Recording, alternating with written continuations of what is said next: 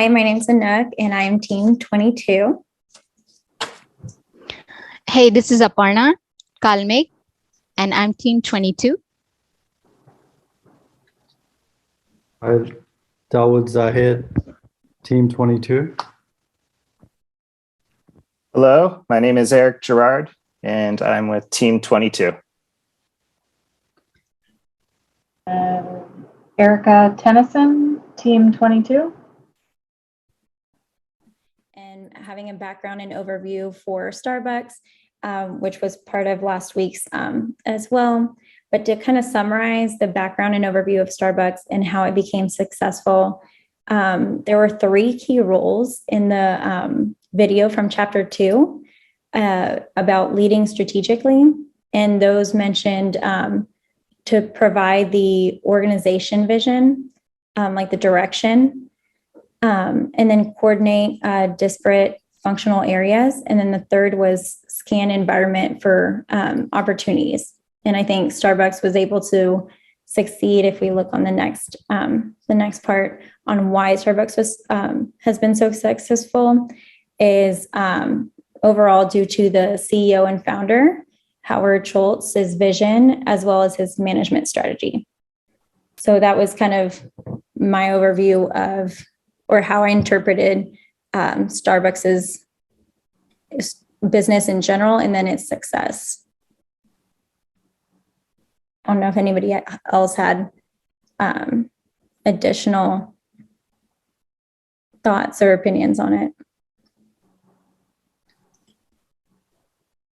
No? Okay. I kind of agree with you. Sure. So like you said, again, piggybacking on the same concept, their main focus is customer, and keeping customer at the center. They always try to do best for the customer, thinking that in a mind. They adopted new technologies. They made sure they follow culture and give the cultural touch whenever they have an expansion, so that people can connect. Because if you want to have a big customer base, you have to first make sure they're comfortable and they feel connected. So for that, they did a lot of market study, which is basically, and from there they set their vision. They selected their channel, like the 5 steps to win, selecting like where will you want to play, what are your capabilities, and whatever management system you need in place. So they really worked on that. So yeah, just to short summary. So Yeah. I agree with that one. Yeah. Awesome. I agree. Okay. And then the next one was strategy. So yeah, some of the points which all of me is actually what you do rather than intended to do, because most of the businesses starts with the intention of doing something, but due to the market change or paradigm shifts, some situation arises and you really have to have a blend of it, and that turns into a realized strategy, which is also mentioned in the book. So that point I have written it here. Also in strategy planning, it's very important. The timing is very important. If you plan something today expecting a success, but if you implement 10 years later, the concept will be obsolete. So I put like timing is very important in strategy. So if anybody has anything on this topic, you can add. Being time-wise, being proactive and reactive is a very good Right. touch upon as well. Yeah. Agree. And I think you touched on focus as well. So essentially identifying where your strategies can be the most successful. And if you can focus, then you're not going to dilute what you have for the opportunities to be successful with, right? Right. Correct. Yeah. Yep. And to add on to your point, Aparna, I think strategy just isn't used in business enough and plays a major role for companies to achieve their goals and how they're going to succeed in the future. So, yep. And not just being timely, but also has to be something that the team can measure. And I think to measure something against, otherwise it instantly, I think, becomes lost within the team. Of course. Yeah, because strategy has to be sucked out. So sure. again, Okay. So I think pretty much it's covered. It was moved up top. Um, yeah. So basically, overall, strategic management plays a key role in giving you the overall direction. Doesn't matter if you are on the startup of your business or your growing business. If you have better management, better implementation practices, that will help you win the market or build the next plan on top of it. That's what we're talking about.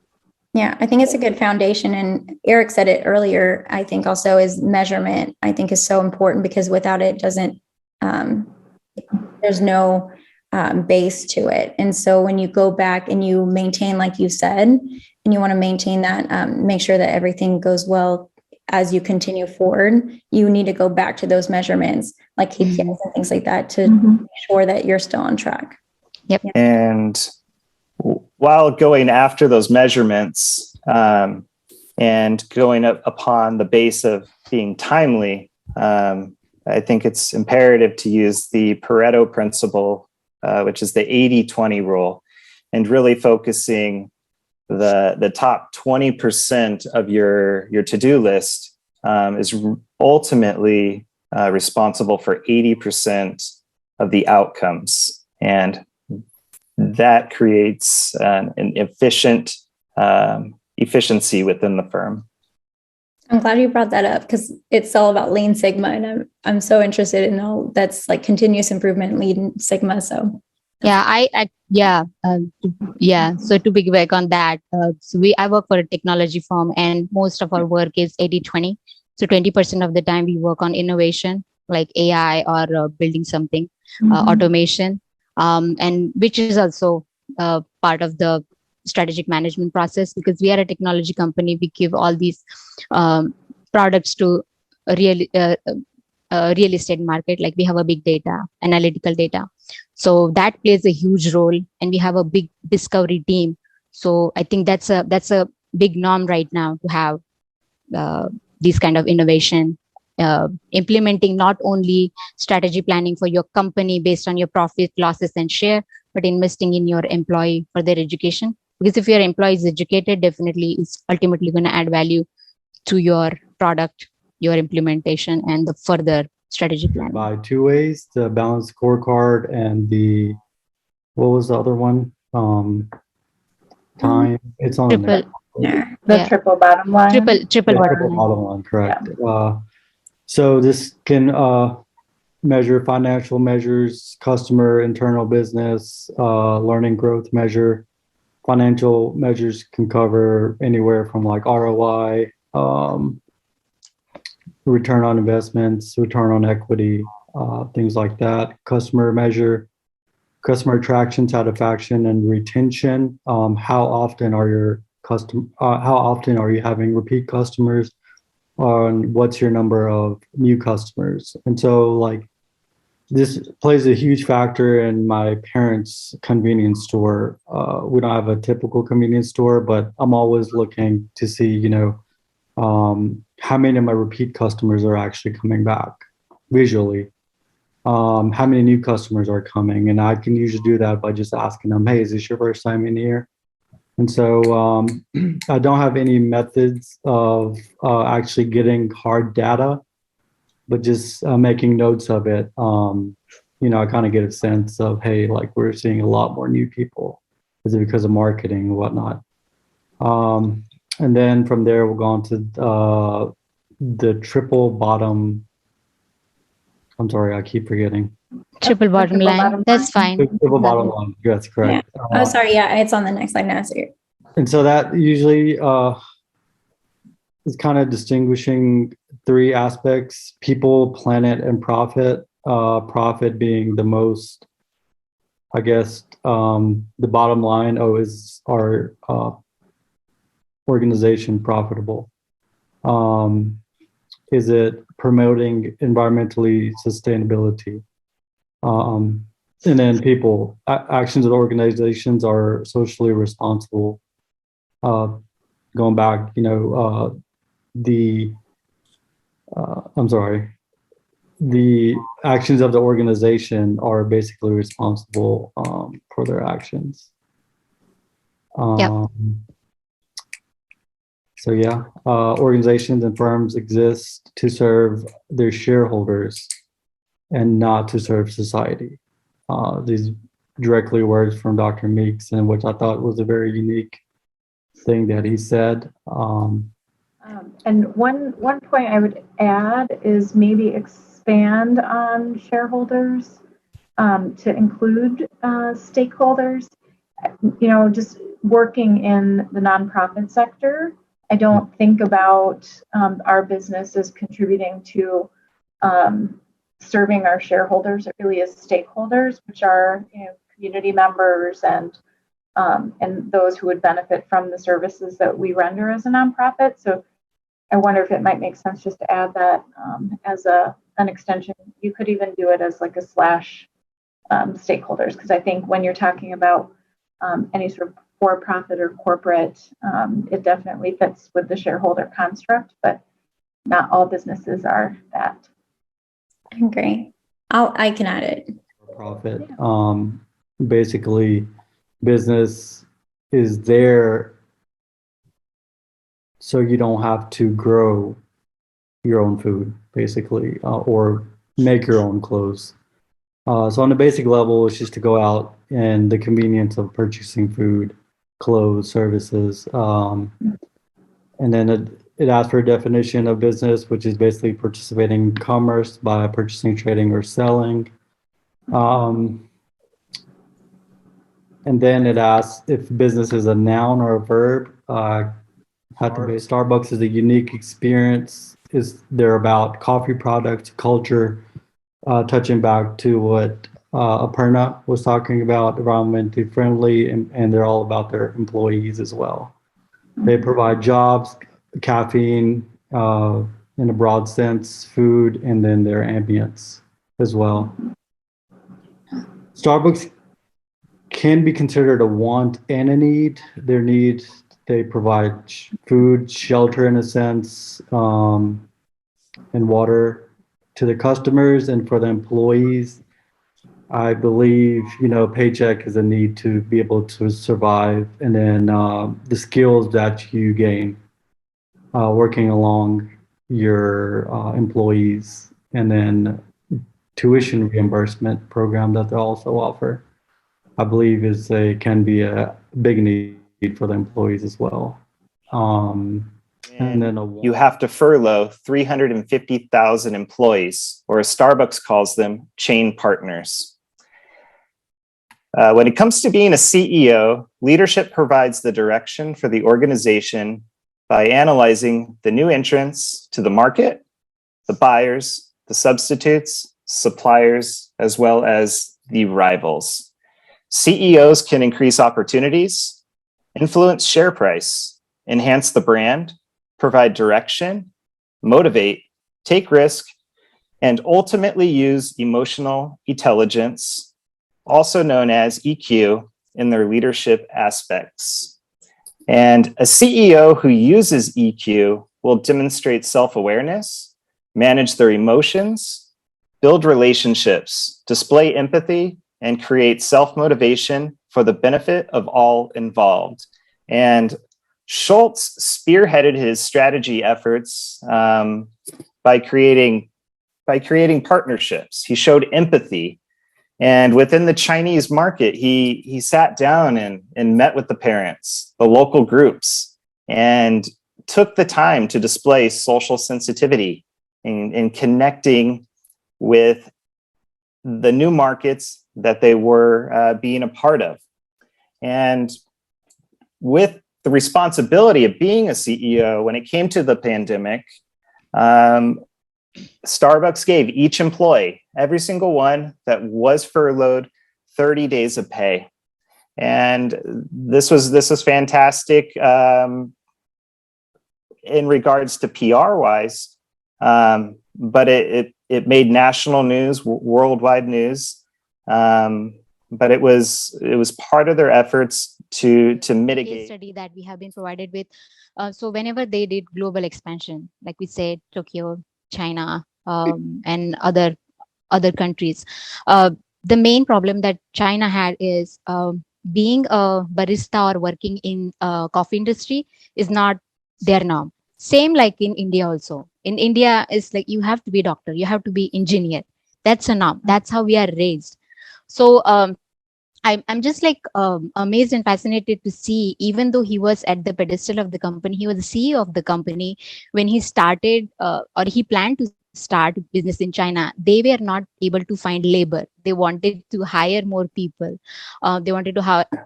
Okay. Yes. Entrepreneurial orientation is a firm who has impalpable ideas and everything it takes a mindset approach. They're also a risk-tolerant firm that will act upon their manifestations for the innovation of the firm to ultimately create value for their shareholders. The firm must use their mind and take the initial step rather than being guided by the fear of failure or hopes that someone with similar dreams of prosperity will take that risky step for innovation. The entrepreneurial firm is one who will act with assertiveness, even when they are the first to market. And Starbucks did not invent the coffee shop, but they're one who are proactive to innovate and anticipate what the future might bring. And going into other markets, Global Alliance and Starbucks demonstrated this by partnering with Tata Global Beverages for their Indian market. And Tata is, I would say, a lot of Americans are unfamiliar with them, but they're at one time, I believe it was last year, they were the largest IT company in the world. Right now, they moved to being the second largest IT company in the world. And to Americans, I guess you could say, we know Tata as being the owners of Range Rover, but building these global partnerships allows you to expand faster within those markets. And one area that Starbucks took the first step was the mobile orders for pickup. It was a proactive approach, but it also led to unintended consequences. It created long queues for guests, and it led to a decline in customer service and satisfaction for everybody who's internally at the restaurant, at the physical location, trying to place an order, but everyone else's orders are being placed before them. And during the pandemic, they made another bold approach with their new brand, their new stores called Starbucks Pickup, Starbucks application. And this concept took their goals, their means to create value, ultimately shifting consumers to Starbucks rewards and downloading the app, which increases the volume and leads to shareholders' value. And one last approach was with the Via instant coffee. Starbucks is one of the first to innovate something that hasn't been touched for quite some time. And it's a market category that they thought they could innovate, and they have. And it's completely separate than the Keurig because it's completely instant. All you do is pour it into water, and it should taste and have the quality that Starbucks does provide in a snap. Yeah, I think.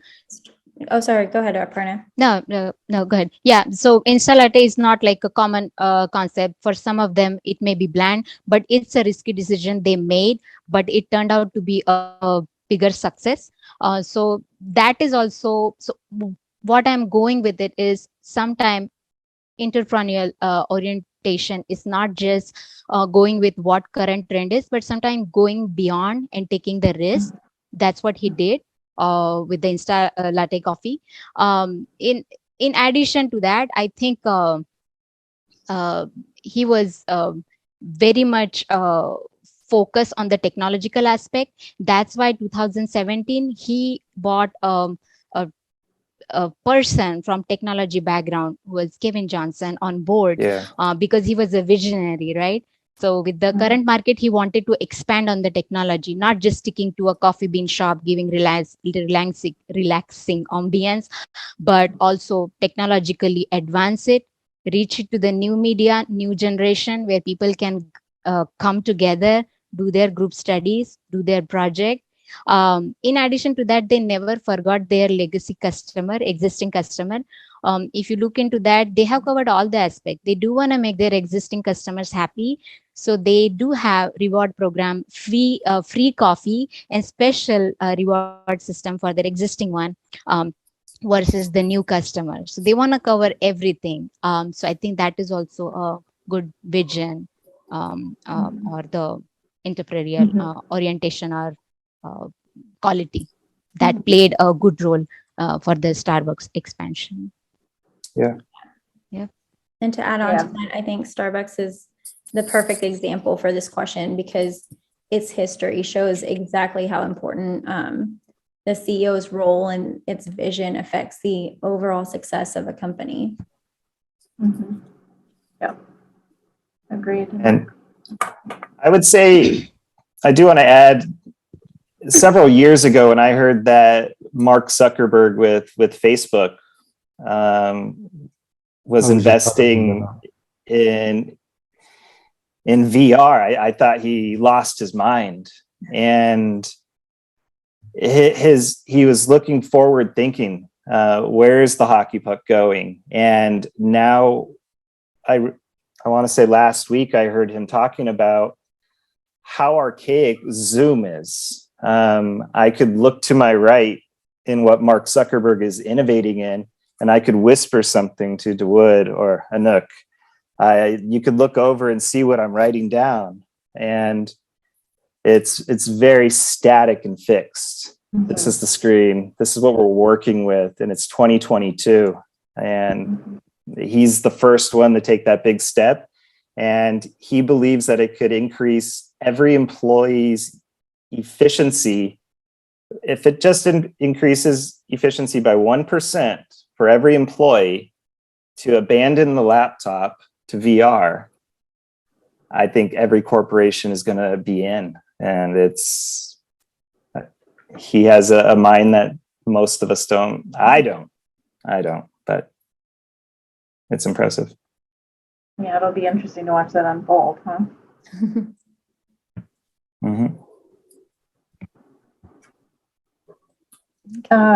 Okay, so the last section for our week, this part reviews how we should measure, how businesses should measure performance, and then asks the question more specifically whether we agree, and by we it was me this week, but whether we agree with the triple bottom line or the balanced scorecard, and having that be considered in the strategic planning part.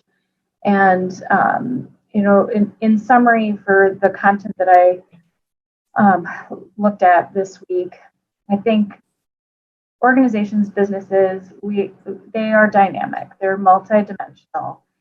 There are many facets to the work that we execute on a day-to-day basis, and I think because of that, I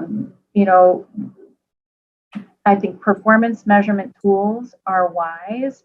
They give structure to businesses to make it easier for us to apply a comprehensive lens to the organization's performance or the business's performance. I think, at the end of the day, businesses need to have a broader set of measures to evaluate business that go beyond, profit scores.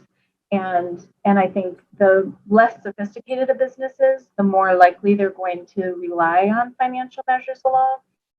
So I think it was interesting, the tools that we learned about this week, and as far as the triple bottom line and the balanced scorecard, what I found really interesting was, as Starbucks utilized them, they really fit hand to glove.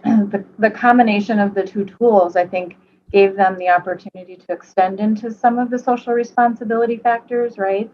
So thinking about the planet and And I think the other part, you know, and if you think about the triple bottom line, that tool in and of itself, with people being front of mind and the planet, also, you know, contributing, particularly when they were going into some of the international new markets and paying attention to, you know, humanely sourced products, right? So making sure that they were paying a livable wage to for the work of the product to procure it from those local regions too. So those are, I think, important pieces. But it was actually, it's a very interesting point, and I agree to that. Like you were talking about this, Starbucks do make sure they get the best coffee beans directly from the farmers, because the coffee farmers are like least rated.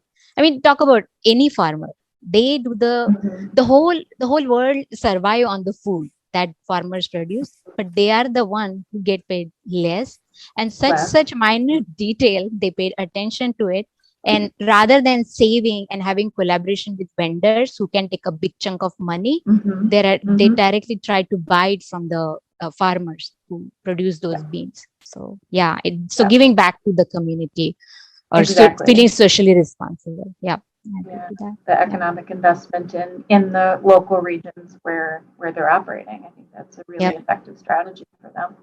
And employees in general, I think. I personally find this interesting because we had a meeting about this today actually at work, because I'm in HR and we do talent management and development. So it's specifically like on these topics that we talk about, you know, the scorecards. Is it still relevant? Are they still useful tools? Are there other tools out there, you know, to expand on that and not just keep, you know, tools that we've used in the past, because HR and employees today aren't looking for the same things that they were before. And there's, you know, they call it like the Great Resignation, and it's all about employees, and all of it connects. So I think it is very important and interesting, kind of remembering what those tools are and what new tools are available, and if they still work. They're relevant. Previous impression of HR was just hiring and firing. Now it's more than that. Thinking in the holistic view, right? HR is more than just that. So, and I want to say that I would say the crucial element here is balanced. Companies, they set goals. Let's write them in terms that everyone can understand. Let's keep it balanced, remain balanced. If it gets too complicated, it defeats the purpose. And if we're going to add a rule, let's get rid of a rule. And otherwise, it's just, we are inundated and just bombarded with all of these performance measures. And I receive them, and I have some that I've never responded to once. And we talk about them every week, and no one does them. No one looks at them. So balance, straight to the basics. We're trying to sell coffee and desserts. How complicated do we have to get? Keep it simple. Is that your recommendation? Yeah. Did you just call me stupid? No, I'm kidding. I didn't say it. No, I thought that was a good. The acronym, like, keep it simple. That's a joke. All right, let's go to the next section. Sure. Let's see. Did I go too fast, or? I think you can go to the number 10. There you go. Awesome. So this last question was, explain how firm leaders should determine firm goals. How do we set goals? What's the process, and why is what is important in the process? And I think, you know, what I summarized here is essentially that firm leaders need to, you know, first establish what their mission, vision, and values are, because those are really the directional, you know, I think the directional position for the business, and it helps to provide the right amount of clarity, and also futuristically, you know, how the business intends to, what they intend to accomplish, what the future is going to look like, I think the process is important. You know, in general, the adoption of mission, vision, and values, if an organization doesn't have that, it's going to be that much more difficult for them to develop the right, you know, goals, and even to determine where their goals are going to lead them. They end up being a little bit more general, probably more vague, and ultimately, when you lack that level of direction, you're not going to set your teams, your individuals, everyone who's contributing to that long-term plan. It won't be successful. I think you know, the idea of establishing goals and giving the organization you know, the direction that it needs. It also helps to narrow the focus for what they're going to be working on, and also to set the priorities for the organization, the teams, and the individuals. I think it's also important, as you're working the process to determine those goals, to include your teams. You know, part of the process to create a sense of unity in what you guys are working on to accomplish as a organization or a team, even if it's you know, a smaller subsect of an organization. It still is important to make sure that you get contributions from team members, and that will help set you up for success as you're executing on the goals. The next section goes into why is it important to create SMART goals, and I did go into a little bit more of the kind of what the acronym stands for and why establishing SMART goals are important.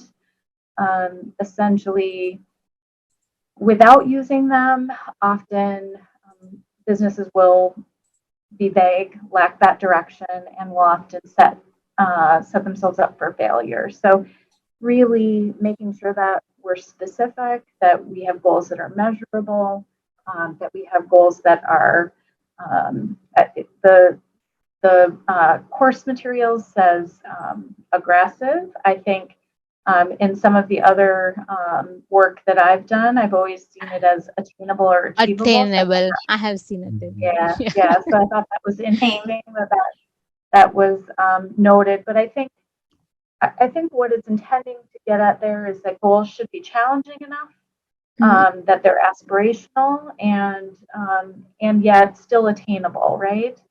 And then realistic, or I've also seen relevant. And so we know that if they're not realistic, then you know, they really we outpace ourselves if we're establishing goals that aren't realistic and achievable.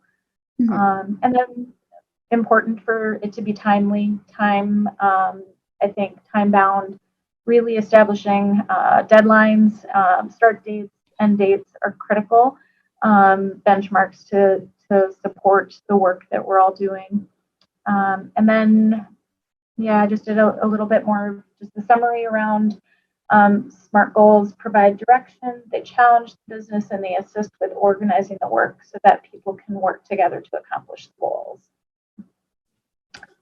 That's it. Awesome. So that was the end of it. But no, I agree. I think a lot of times there's in companies, I don't know if it's just like different departments or different companies, but sometimes I think people forget like what the point of what we're all doing is. And so having goals is great, and just going over them is, you know, going through each one, making sure it is measurable and attainable. And because otherwise it's great to have a goal, but if there's no purpose to it, like what are we doing? In my opinion. Agreed. All right. I think this can pertain to any aspect of life as well. Either it be personal, either if you're trying to sell your assets, better manage your assets. I think it's a very smart, very useful. I think the same. Sorry. No, go ahead.